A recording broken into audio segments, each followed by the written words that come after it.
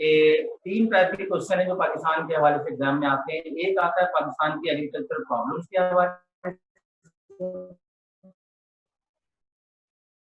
तो एग्रीकल्चर आपने पढ़ा हुआ है, हम सिर्फ अभी डिस्कस कर देंगे एग्रीकल्चर प्रॉब्लम्स, और मैं बता भी दूंगा बहुत ही आसान है, बुक्स में काफी सारी चीजें मेंशन है, तो वहां से आप इसकी तैयारी भी कर लेंगे और मैं आपके साथ चीजें शेयर भी करूँगा। दूसरी बात जो है वो एक बहुत ही हॉट इशू है, वो है सी पैक। कि पाकिस्तान का जो फ्यूचर है सी पैक क्या रोल प्ले कर रहा है, या पाकिस्तान और सी पैक का आपस में क्या कंट्रीब्यूशन है for the progress and development of the country. और जो तीसरा सवाल है वो है पाकिस्तान की वर्किंग पॉपुलेशन के हवाले से। फिर उसके बाद पाकिस्तान का एजुकेशन सिस्टम है, पाकिस्तान के फिजिकल फीचर्स हैं, पाकिस्तान के फॉरेस्ट हैं। तो कुछ नोट्स मैंने बना लिए हैं, मैं अपनी बुक अपडेट कर रहा था तो चीज़ें मेरे पास तैयार हैं, वो मैं आप लोगों को व्हाट्सएप कर दूंगा या उसकी फाइल आप लोगों को भेज दूंगा ताकि आप लोगों को वो फर्स्ट हैंड नॉलेज मिल जाए।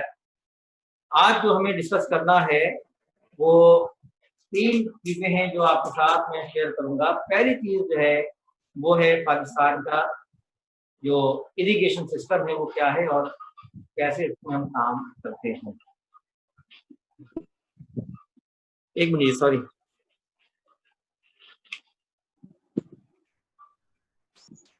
सर आपने एग्रीकल्चर प्रॉब्लम के बाद कौन सा दूसरा टॉपिक बताया था?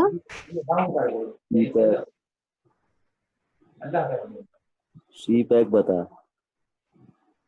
जी जी जी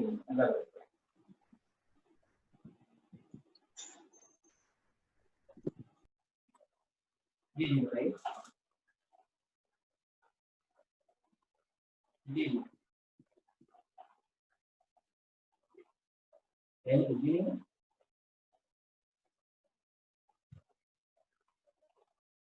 झूठ बोल रहा होगा वो, झूठ बोल रहा है वो तो पार्टी को अभी अभी एकदम शुरू है ना डेट आई है ना ऊपर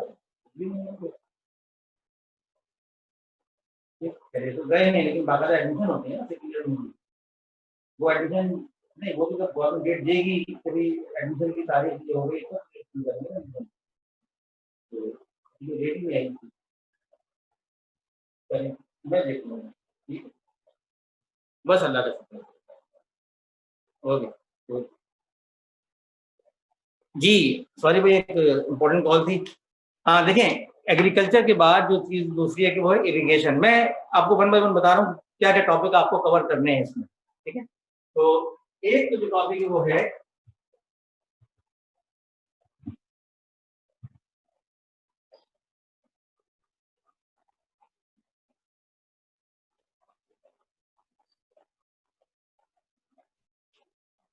एग्रीकल्चर प्रॉब्लम्स। देखें, हम लोग ये शोर तो बहुत करते हैं कि पाकिस्तान एक ज़राई मुल्क है और पाकिस्तान की तरक्की का निशान ज़राअत पर हम भूल बोलते हैं। उसकी वजह यह है कि नो डाउट पाकिस्तान एक ज़राई मुल्क है, लेकिन पाकिस्तान एक आइडियल एग्रीकल्चरल कंट्री नहीं है।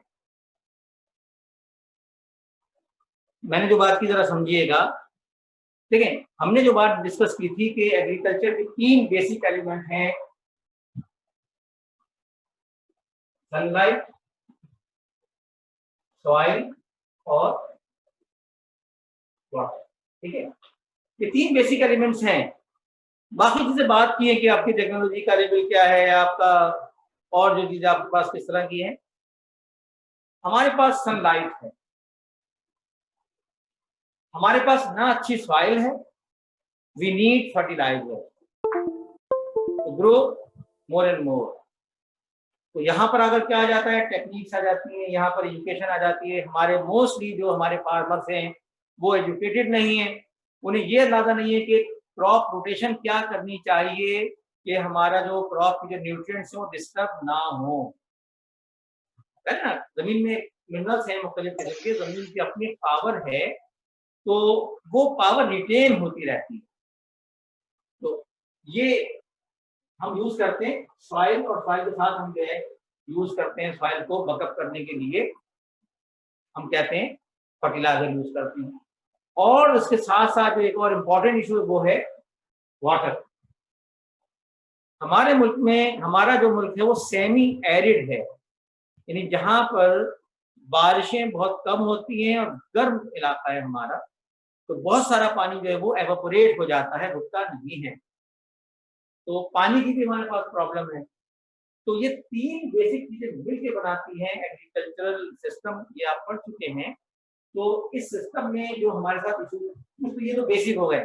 ये सॉइल का इशू है, हम फर्टिलाइजर यूज करते हैं, प्रॉब्लम है। वाटर का इशू है, हम अब सारे लेटेस्ट टेक्निक्स आप लोगों ने पढ़ी हैं कि स्प्रिंकलर्स आ गए हैं और ड्रिप इरिगेशन आ गई है चीजें, लेकिन यूज हो रही हैं। हमें जो है आर्टिफिशियल मेथड या इरिगेशन के तरीके यूज करने पड़ते हैं ताकि हम जो है वो पानी प्रोवाइड कर सकें अपनी एग्रीकल्चर लैंड। ठीक है, फिर ये तो हो गया फिजिकल फैक्टर। तो सोशियो इकोनॉमिक फैक्टर बड़े इंपॉर्टेंट, उनमें सबसे इंपॉर्टेंट चीज है लेवल ऑफ वर्किंग और टेक्नोलॉजी क्या है। अब आप सोचें कि पाकिस्तान में जमीनें आफ्टर एवरी न्यू जनरेशन जमीनें टूट रही हैं, डिवाइड हो रही हैं। एक आदमी के पास 100 यूनिट जमीन थी, उसके 4 बेटे थे, आफ्टर डिस्ट्रीब्यूशन उन चारों में 25-25 यूनिट आ गए। फिर उनकी औलाद 2, 3, 4 जो भी थे उनमें फिर डिवाइड होता गया, तो उनके यूनिट बहुत छोटे हो गए।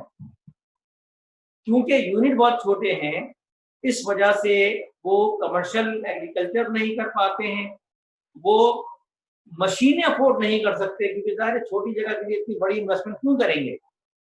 इस वजह से फिर उनकी प्रॉपर क्रॉप यील्ड जिसको हम कहते हैं, यानी यूनिट एरिया जो प्रोडक्शन है उनका, वो लेवल उनका बहुत ही कम है। उनका यूनिट एरिया प्रोडक्शन जो है वो कम है, जिसकी वजह से हमारे यहाँ ओवरऑल जो प्रोडक्शन कॉस्ट है वो बढ़ जाती है और प्रोडक्शन हमारे यहाँ कम होता है। तो ये चीजें मैंने इसलिए आपको बताई। फिर गवर्नमेंट के सपोर्ट और एजुकेशन और मुख्तलिफ तमाम जो चीजें हैं इसके साथ साथ वो अहम रोल प्ले करती हैं इस पूरे सेटअप को मेंटेन करने के लिए। आई थिंक बुक का जो चैप्टर नंबर 13 है उसमें पूरा टॉपिक है एग्रीकल्चरल प्रॉब्लम्स ऑफ पाकिस्तान। तो उसको आप लोग पढ़ेंगे, बहुत ही आसान है, क्योंकि ज़ाहिर इसमें कोई स्पेशल थ्योरी नहीं है, कोई बहुत ज़्यादा टिपिकल मैटर्स नहीं है। चीज़ों को पढ़ेंगे और आप जिंदगी हो या आपको सुनते हुए अखबार में और मीडिया के थ्रू, और कोई सारे प्रॉब्लम्स हैं जो कि बार बार घूम फिर के आ रहे हैं, और आप इसको देखेंगे तो आपको नजर आए।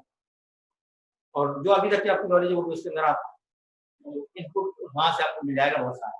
ठीक है? ये होता है। दूसरा फिर इसके साथ साथ कभी कभार आता है सजेशन और remedial of these agricultural problem, कि हम क्या करें कि ये प्रॉब्लम्स हमारी जो है वो दूर हो जाए। एक बड़ी प्रॉब्लम हमारी है वाटर लॉगिंग एंड सैलिनिटी। सुना होगा आप लोगों ने, वाटर लॉगिंग और सैलिनिटी हमारी बहुत बड़ी प्रॉब्लम है। क्या मतलब है इसका, वाटर लॉगिंग और सैलिनिटी? यानी जमीन का जो पानी है, जो अंडरग्राउंड वाटर है, वो जमीन के ऊपर आ जाता है और फिर वो ऊपर आकर जो है वो सारे न्यूट्रिएंट को खराब कर देता है, उस जगह को नाकाबिले काश बनाया था। वहां पे आप इरिगेशन, तो वहां पे आप कल्टीवेशन नहीं कर सकते, कोई एक्टिविटी नहीं कर सकते। ये वो एक्सेस वाटर है जो कि उस जगह को खराब कर रहा है। तो इसके लिए जो है एक सॉल्यूशन गवर्नमेंट ने निकाला था। मैं इसको आपको बता दूं, फिर हम अगला टॉपिक पे जाएंगे। मैंने आपसे क्या कहा कि पाकिस्तान की बहुत सारी जो काबिल कार जमीन है वो खराब हो रही है due to water logging and salinity. ये वाटर लॉगिंग और सैलिनिटी क्या है, अभी हम इरिगेशन जब पढ़ेंगे तो आपको मैं इसको बता दूंगा, तो आपको ज़्यादा आसान रहेगा। टॉपिक हमारा खासा चलता है। ठीक है, तो ये टॉपिक आपको करना है उसमें, और कोई अगर प्रॉब्लम हो तो एक सेशन रख देंगे, आपके साथ बात कर लेंगे कि आप क्या प्रॉब्लम आ रही है। ये एक टॉपिक आप लोगों ने कवर करना है। फिर अभी जो है मैं आपके साथ एक चीज जो शेयर कर रहा हूँ वो है पाकिस्तान का ट्रांसपोर्ट नेटवर्क। पाकिस्तान का ट्रांसपोर्ट नेटवर्क जो है वो बड़ा जबरदस्त है और बहुत सारी चीजें हमारी। जी हेलो, कुछ कह रहे हैं भाई? तो मैं रिवर्स में चल रहा हूँ। मैंने चैप्टर 13 से आपको एक दो चीजें बता दी कि पाकिस्तान की जो मेजर पॉपुलेशन है वो एग्रीकल्चर बेस्ड है, ज़्यादातर लोग जो हैं वो अबाउट 48% लोग पाकिस्तान के स्तर में वो एग्रीकल्चर बेस्ड इकोनॉमी में हैं, वो काम कर रहे हैं कि जहाँ उनको पैसा एग्रीकल्चर से मिल रहा है।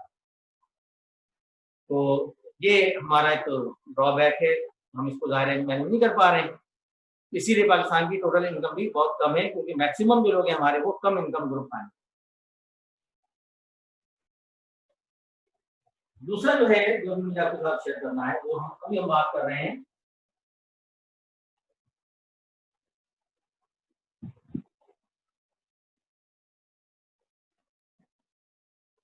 ट्रांसपोर्टेशन।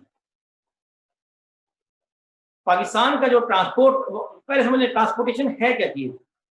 ट्रांसपोर्टेशन जो है वो है गुड्स एंड सर्विसेज को एक प्लेस से दूसरे प्लेस तक मूव करने को हम ट्रांसपोर्टेशन कहते हैं। Transportation all the means, all the ways we use to ship goods and people from one place to another place are known as transportation. जो ट्रांसपोर्टेशन के मोड्स हैं, मोड्स ऑफ ट्रांसपोर्टेशन, तीन है आपको पता है? Air, land, water.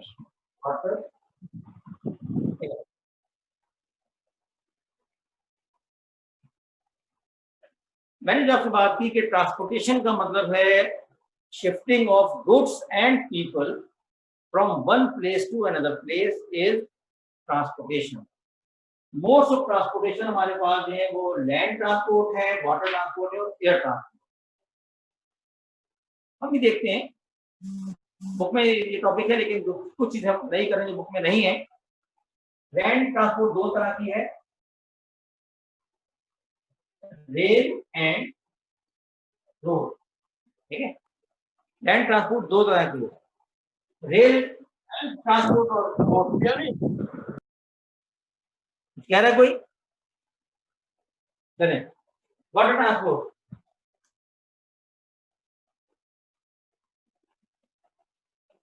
Inland, ocean.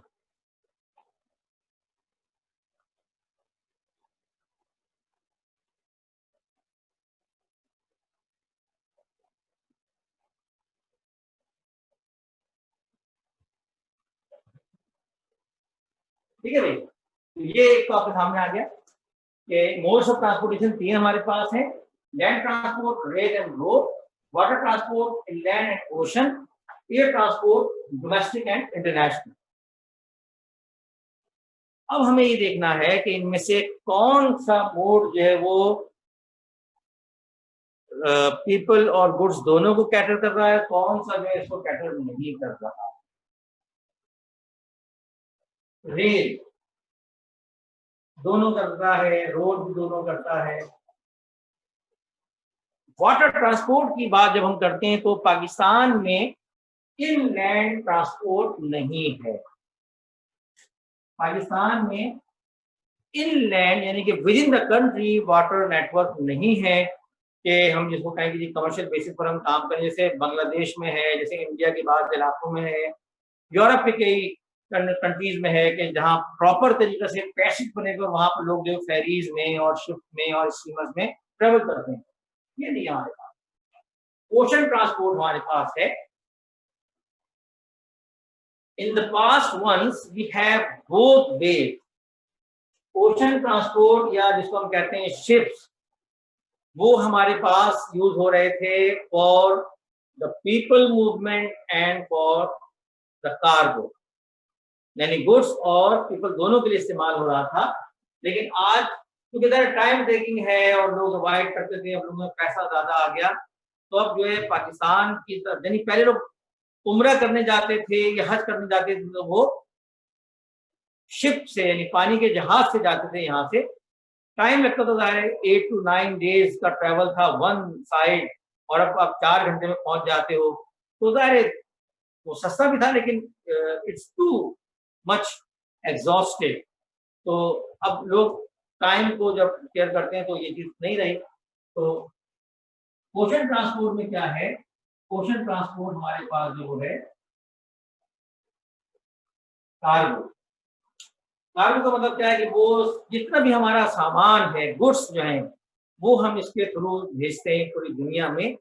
और ये भी आपको मैंने पहले बता चुका हूँ कि 90% प्लस जो ट्रेड है पूरी दुनिया की वो थ्रू शिपिंग है।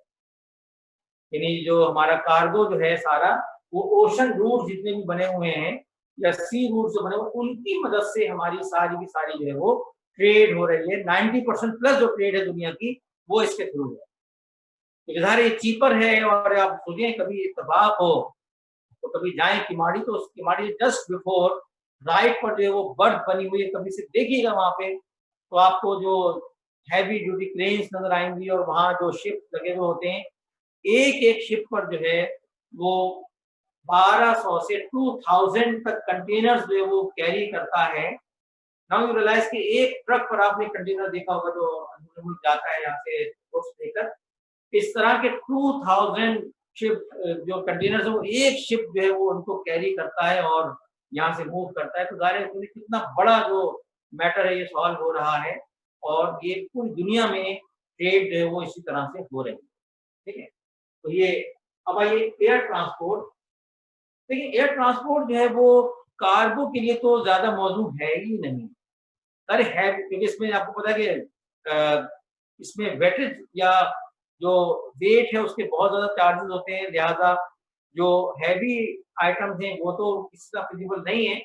बस थोड़ा बहुत है वो लाइट आइटम्स हैं, कुछ फ्रेजाइल हैं, कुछ मेडिकेट मेडिसिन वगैरह हैं जो इम्पोर्टेंट हैं, उनके लिए तो एयर शिपमेंट यूज होती है। अदरवाइज एयर शिपमेंट जो है वो ज्यादा बड़े पैमाने में इस्तेमाल नहीं हो रही है। लेकिन लोगों की मूवमेंट के लिए जो है वो जहाज या जो हमारे पास जो एरोप्लेन है वो एक बहुत बड़ा सोर्स है। और लॉन्ग डिस्टेंस के लिए तो आप जानते हैं कि इससे ज्यादा प्रोडक्टिव कोई दूसरी चीज है ही नहीं।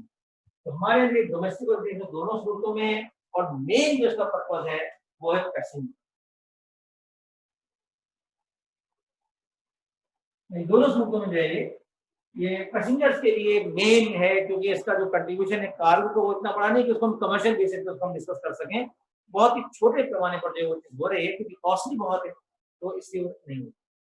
ये जो है हमारा मोड ऑफ ट्रांसपोर्ट या हमारा पूरा पाकिस्तान का नेटवर्क है जो कि हमारा चल रहा है।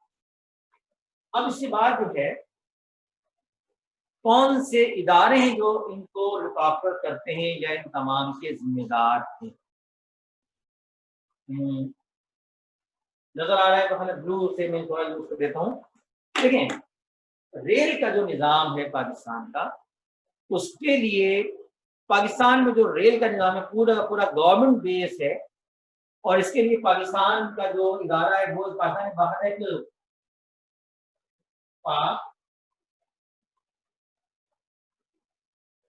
पाकिस्तान रेलवे एक इदारा है, एक ऑर्गेनाइजेशन है। एक फेडरल मिनिस्टर जो है इसका हेड होता है, फिर इसका जनरल मैनेजर और पूरा इसका एक नेटवर्क है जो इस पूरे निज़ाम को पाकिस्तान के निज़ाम को चला रहा है।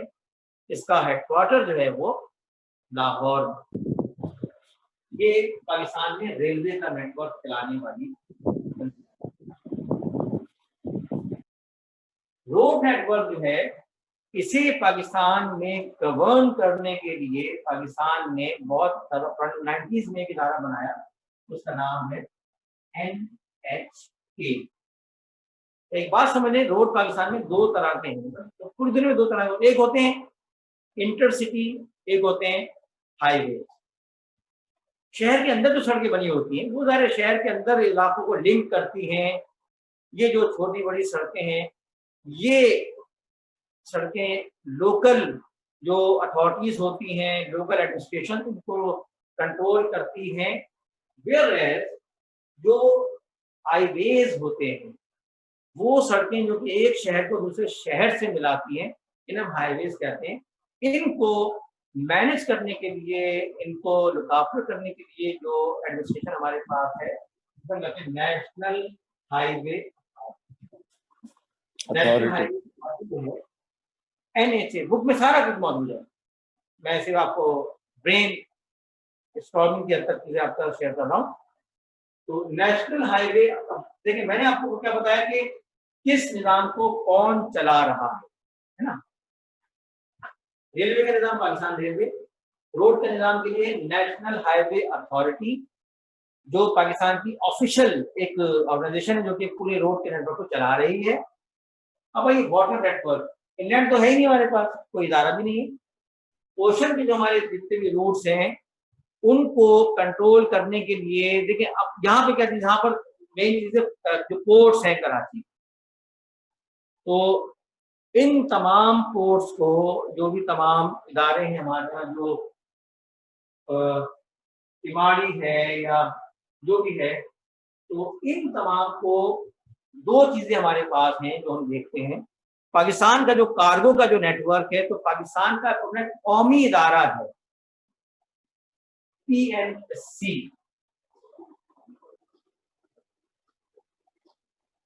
पाकिस्तान नेशनल शिपिंग कॉरपोरेशन, ठीक है। पाकिस्तान नेशनल शिपिंग कॉरपोरेशन जो है, ये तो एक ऑर्गेनाइजेशन जिसके अपने फ्लीट, जिसके अपने शिप्स हैं और ये सामान को मूव करते हैं। दूसरा जो है, जैसे हमारे पास कराची पोर्ट है या गवादर पोर्ट है या पोर्ट कासिम है, इनको यूज करने के लिए हमारे पास दो इदारे का नाम है KPT, कराची पोर्ट ट्रस्ट। ये वो ऑर्गेनाइजेशन है जिसके पास कराची के, यानी पाकिस्तान में जो भी कार्गो आ रहा है, किसी भी मुल्क का कोई भी शिप आ रहा है, कोई भी वेसल आ रहा है, तो उसको मैनेज करना, उसकी डॉक्यूमेंटेशन करना, कहाँ पर वो बर्थ मिलेगी, सामान की जो लोडिंग अनलोडिंग होगी, इस सारे निजाम को देखने के लिए इदारा हुआ है कराची पोर्ट ट्रस्ट।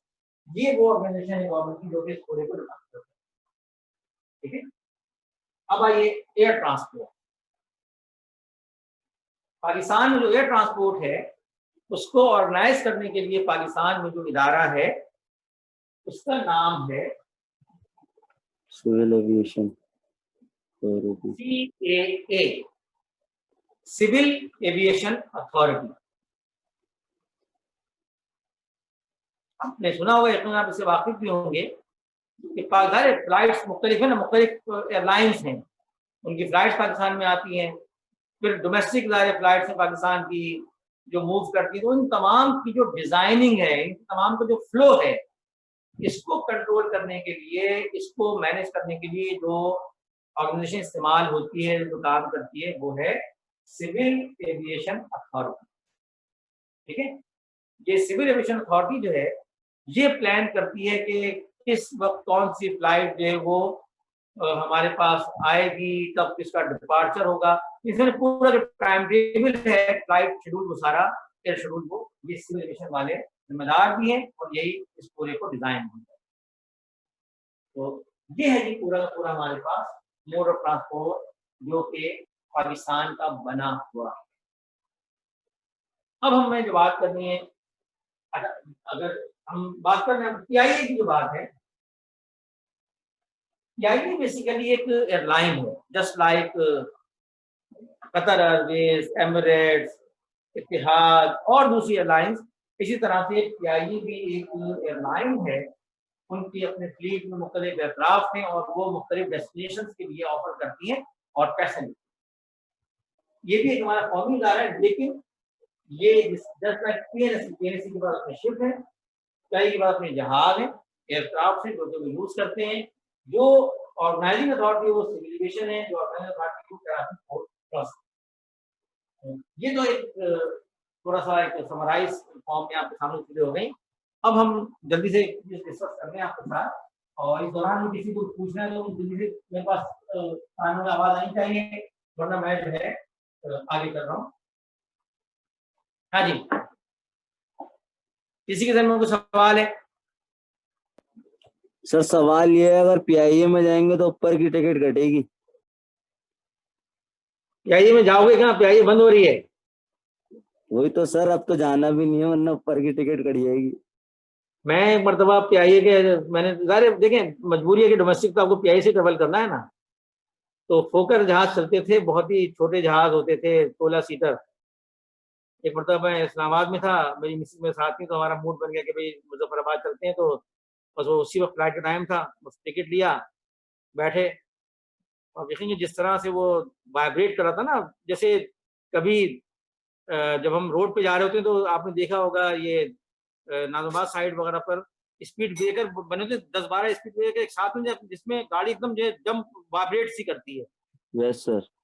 कई जगह पर जो है वो पूरा एयरक्राफ्ट ऐसे वाइब्रेट कर रहा था कि जैसे कोई उसको हिला रहा है कोई इसको। तो टर्बुलेंस मैंने हो रही थी। पूछा, तो उसने कहा कि यार ये पुराने जहाज हैं, तो ये ना इनका इंजन कभी कभार ऐसा करने लगता है तो ये तो आप सही कह रहे हैं, ये तो बस हमारी, हम यार एक सिस्टम थोड़ी, पूरा सिस्टम ही हमारा ऐसा ही है ना। खैर, मौत तो आनी है कभी भी, तो है। अच्छा, ट्रांसपोर्टेशन नेटवर्क की बात मैं कर रहा हूँ, तो ट्रांसपोर्ट नेटवर्क में जो चीजें हमें आपके साथ जल्दी से शेयर करनी है, देखिए जब हम बात करते हैं रेल की, पाकिस्तान के रेल का निज़ाम बहुत अरसे से बड़े परेशानी का शिकार है। हम अभी तक अपने रेलवे के निज़ाम को बेहतर नहीं कर सके और ये मुसलसल लॉस में जा रहा है। एक सवाल मैं साथ साथ शेयर कर लूँ आपके साथ, हटकर बात होगी, क्योंकि क्या पता, मैं समझता हूँ कि अगर कोई अच्छा टीचर होगा तो सवाल को इस वक्त दे। पाकिस्तान में नेशनल जो इंस्टीट्यूट्स हैं, जो कौमी इदारे हैं, जो गवर्नमेंट ओन ऑर्गेनाइजेशन है, उनके लॉस में जाने की वजूहात, उनके लॉस, मतलब कौन कौन से इदारे हमारे पास हैं, रेलवे हमारे पास है, मुसलसल खसारे में जाता है। पाकिस्तान में स्टील मिल नुकसान में जा रहा है, और भी पाकिस्तान के जो इदारे हैं तो उनके मुसलसल नुकसानात में जा रहे हैं वो सब। इसकी वजूहात बड़ी इंपॉर्टेंट हैं। आपके ख्याल में क्या क्या वजूहात हो सकते हैं, कोई बताएगा मुझे कोई? सर क्या? पाकिस्तान के जितने भी कौमी इदारे हैं, स्टील मिल, रेलवे, पीआईए, और इस तरह से आप जो भी इदारे बार बार अगर सोचेंगे, तो पाकिस्तान के ज्यादातर जो इदारे हैं वो नुकसान में जा रहे हैं, उनसे पाकिस्तान को इनकम नहीं हो रही, जबकि उसके मुकाबले प्राइवेट सेक्टर में चीजें कामयाब हो रही हैं। एक जमाने में पूरे कराची में रेल ट्रैफिक का बड़ा जबरदस्त निजाम था, गवर्नमेंट की बसेस चलती थी पूरे हर रूट के ऊपर, जिसमें स्टूडेंट्स का किराया 25 पैसे था, बाकी किराए अलग अलग हुए करते थे, और बहुत कामयाब चल रही थी। अचानक क्या हुआ कि वो बसें सारी फ्लॉप हो गई, सब बंद हो गई। जबकि इसके मुकाबले में जो लोकल ट्रांसपोर्ट नेटवर्क है उसमें देखें, एक आदमी एक बस लेता है, तरक्की करते करते दूसरी बस ले लेता है, तीसरी, यानी वो काम कर रहा है। स्टील मिल की बात है, पाकिस्तान का स्टील मिल जो है नुकसान में आके खत्म हो गया, तबाह हो गया। छोटे छोटे स्टील मिल जो है वो तरक्की करके उनकी इंप्रूवमेंट हो रही है। और भी बहुत सारे केसेस हैं, पाकिस्तान की जो सीमेंट फैक्ट्री थी वो खराब हो गई, प्राइवेट सेक्टर कामयाब हो रहा है। आपके ख्याल में, मैं आपसे पूछ रहा हूँ कि क्या क्या वजूहात हैं, तो उसमें से एक मेजर वजह अगर किसी ने मुझे वो बता दी तो मैं फिर उसके साथ शेयर करूंगा एक चीज। और अभी क्या यहाँ पर आ गया है, शॉर्टेज था, 10 मिनट का करप्शन। टाइम मुझे दे रहा है जी। करप्शन। करप्शन। हाँ भाई, करप्शन है सबसे मेन प्रॉब्लम। क्या प्रॉब्लम है? करप्शन। करप्शन। और जी,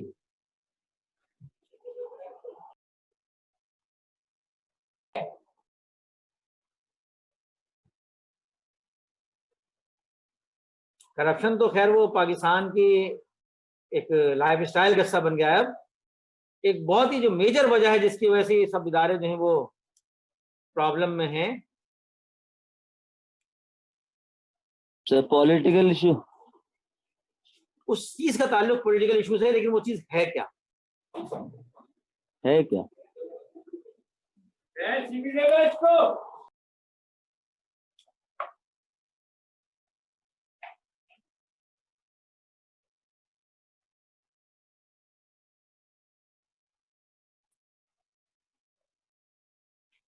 ओवर एम्प्लॉयमेंट, समझते क्या चीज है? ओवर एम्प्लॉयमेंट का मतलब होता है कि जरूरत से ज्यादा चल रहा है। वो मांगा मेरे ख्याल से बैंक वाले ने मांगा क्या? हाँ, तो ओवर एम्प्लॉयमेंट जो है वो हमारा बहुत ही जबरदस्त खतरनाक इशू है। क्या मतलब है इसका? जैसे पीआईए का आपने सुना होगा कि 32 एयरक्राफ्ट हैं हमारे पास, और कितने पायलट्स? 852 पायलट्स जो हमारे जॉब में हैं, और हर पायलट की monthly salary 10 lakh rupees, plus वो जब मूव करेगा तो उसको जो है हर मूवमेंट पे पैसे एक्स्ट्रा मिलते हैं माइलेज के हिसाब से। And what was the requirement? 280, maximum requirement 280 है हमारी पास। अब 280 की जगह 852 को आप जब पैसे दोगे तो जाहिर है कहां से पैसे आएंगे भाई? स्टील मिल के यही हुआ। 17,000 गुंजाइश थी और 40,000 लोग काम करते थे। यही हाल रेलवे का है।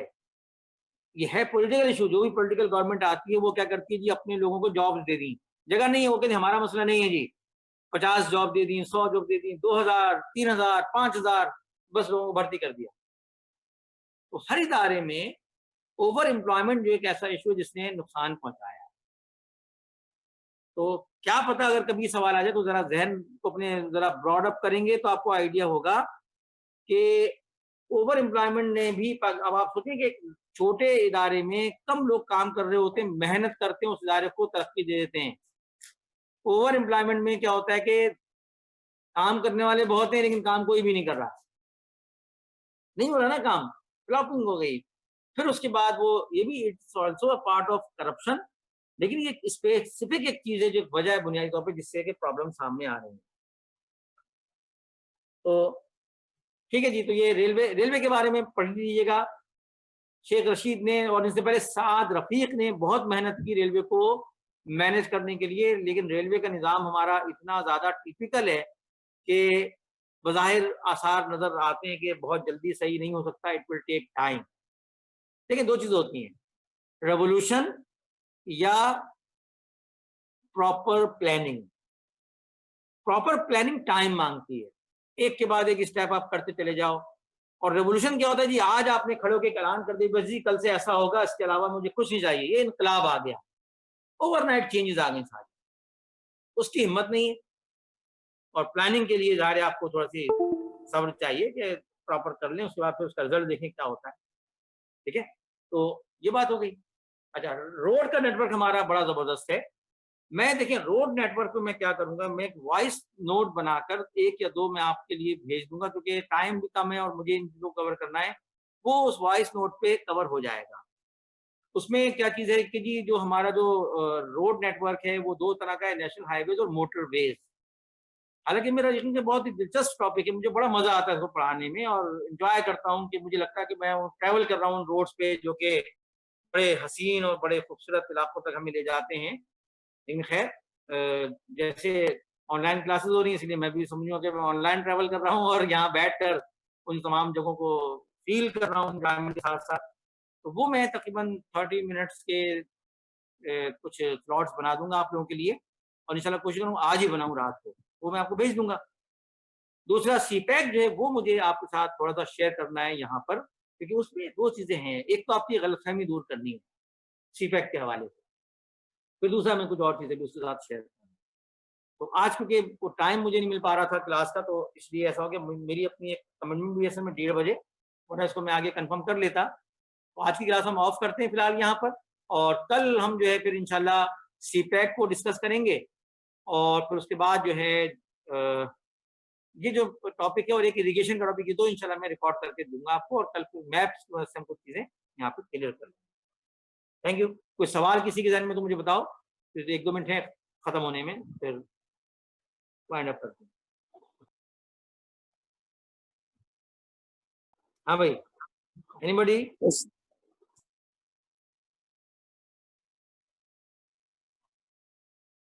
अच्छा, पेपर जो है वो तो आपको पेपर का तो सिस्टम पता चल ही गया है कि पेपर किस तरह से होंगे, और मैं आपको जो है बता दूंगा वही पेपर का तरीका, ओपन बुक पेपर होगा। तो खैर ये भी मैं आपको वॉइस नोट भेज दूंगा। ये बात किसी के ध्यान में कोई ऐसी बात जो जरूरी है कि ये भी की जाए?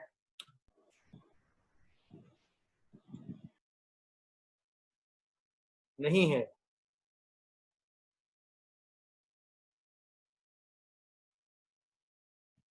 ठीक है जी, थैंक यू। आज की क्लास खत्म कर रहे हैं, कल कोशिश करूंगे टाइम पे हम क्लास शुरू कर दें ताकि कल फिर हम इसको मैनेज कर लें। ओके जी।